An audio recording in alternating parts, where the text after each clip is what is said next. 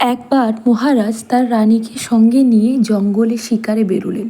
সুন্দর তাঁবু নির্মাণ করে সেখানে বিশ্রাম নিলেন। রানীর সাথে কথা বলছিলেন। হঠাৎই জঙ্গলের মধ্যে থেকে ভেসে এলো এক ভয়ানক সিংহের গর্জন। সিংহের গর্জন শুনে তিনি বললেন, জঙ্গলের রাজা আমার মতো এক রাজাকে আহ্বান জানাচ্ছে। রানী বললেন, এটা সিংহ না মহারাজ, এটা সিংহী। রানী ছিলেন বিচক্ষণ সুলক্ষণা একজন নারী। তিনি ছিলেন যেমনই বুদ্ধিমতী তেমনই ছিল তার জ্ঞান। তৎক্ষণাৎ মহারাজ তার সৈন্যকে আদেশ দিলেন, জঙ্গলে গিয়ে দেখো কে ডাকছে, সিংহ না সিংহী। যদি সিংহী না হয় রানীকে তৎক্ষণাৎ জঙ্গলে বার করে দেয়া হবে। সৈন্যরা গিয়ে দেখলো একজন সিংহী সেখানে গর্জন করে শুয়ে আছে।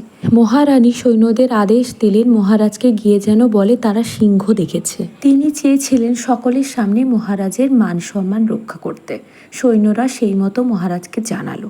অহংকারে ফুলে উঠে মহারাজ বললেন, রানীকে ঘাট ধরে জঙ্গলে বার করে দাও। অহংকারে বশীভূত হয়ে নিজের অন্তঃসত্ত্বা স্ত্রীকে জঙ্গলে ক্ষুধার্ত জন্তুদের মাঝে ছেড়ে দিলেন।